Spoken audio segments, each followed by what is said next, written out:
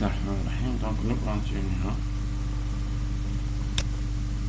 Donc on a écrit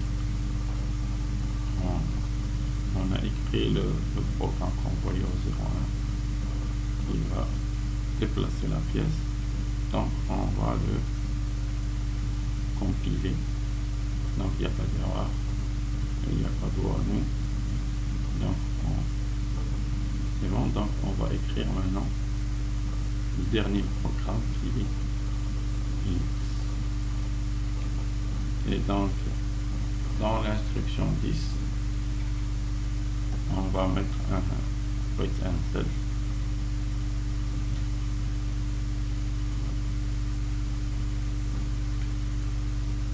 Utiliser le tâche trouve. Donc il nous dit que le wait until il doit suivre une expression. Donc on va relier le programme au bouton. Donc on met un wait until conditionné par la condition le bouton il est actif. Et après on va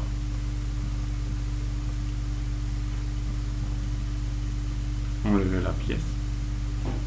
Donc là on a une affectation parce qu'on a fait un calcul, on va affecter à la variable pièce 1,0.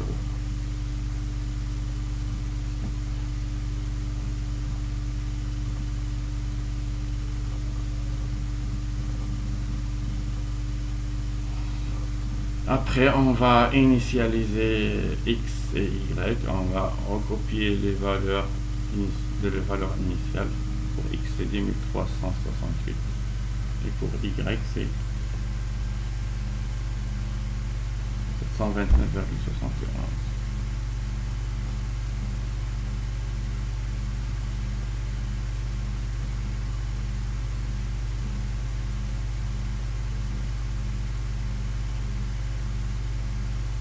On peut ajouter des commentaires. X pièce initiale et y pièce initiale.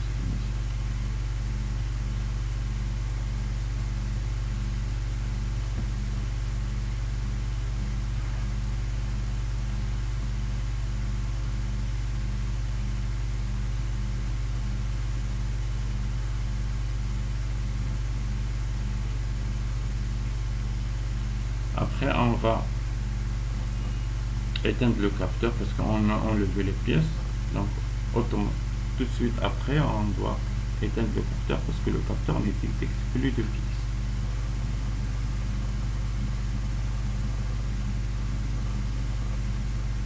On va arrêter le moteur.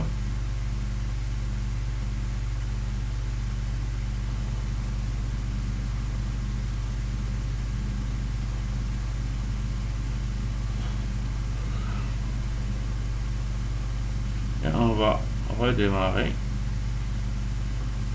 le convoyeur.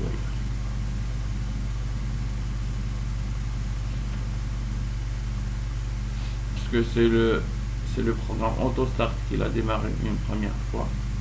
Et donc chaque fois qu'on initialise le système, il doit redémarrer et attendre qu'on ajoute une pièce et qu'on appuie sur le bouton Start.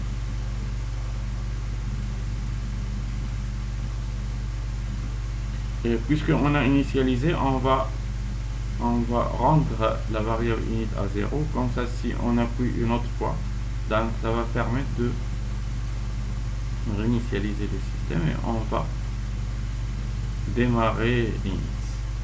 Donc vous pouvez me dire pourquoi faire ça, pourquoi ne pas faire une boucle ici. Donc chaque fois qu'on ramène init à 0 et on boucle vers 10. Bon, ça peut faire l'affaire, mais c'est déconseillé puisque c'est des boucles infinies. Et donc les boucles infinies, ils sont déconseillés au niveau de la programmation. Donc une manière plus soutenue pour réaliser ça, c'est de remettre à 0 la variable init et de relancer init. Donc quand il va être relancé, il va trouver que init est égal à 1 et donc il va pas boucler tant que on n'a pas appuyé sur le bouton Init.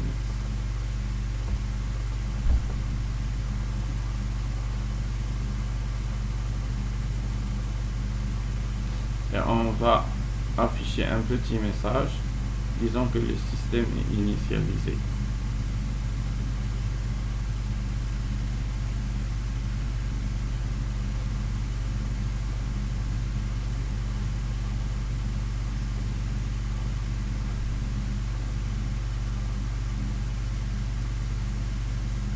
Et la dernière étape, c'est No Operation. Donc après, on va compiler.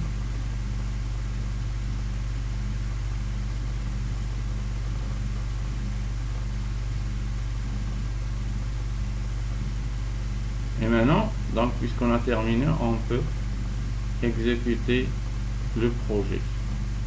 On va appuyer sur Production Mode. Et donc automatiquement la fenêtre de supervision va s'afficher. Et on va démarrer. On va mettre la pièce, on va appuyer sur Start. Donc si on appuie sur Stop, ça s'arrête. Si on appuie sur Start, ça redémarre.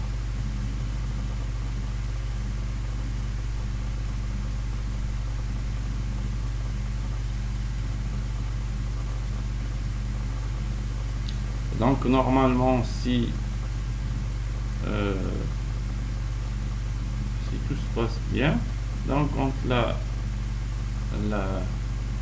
pièce va atteindre la butée, il va être le capteur, il va s'afficher, il va s'allumer. Et le capteur, si vous vous rappelez bien, on l'a mis en vert. Donc la lampe verte va s'afficher.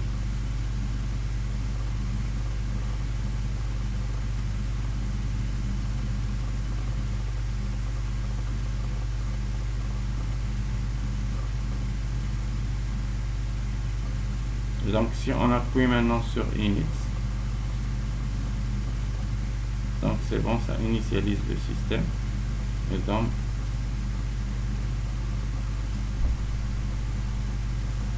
ça reprend à 0.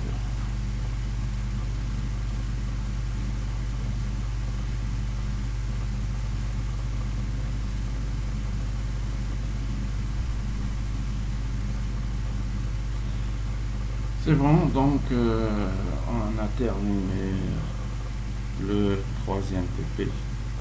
Et donc on vous remercie pour votre attention. Et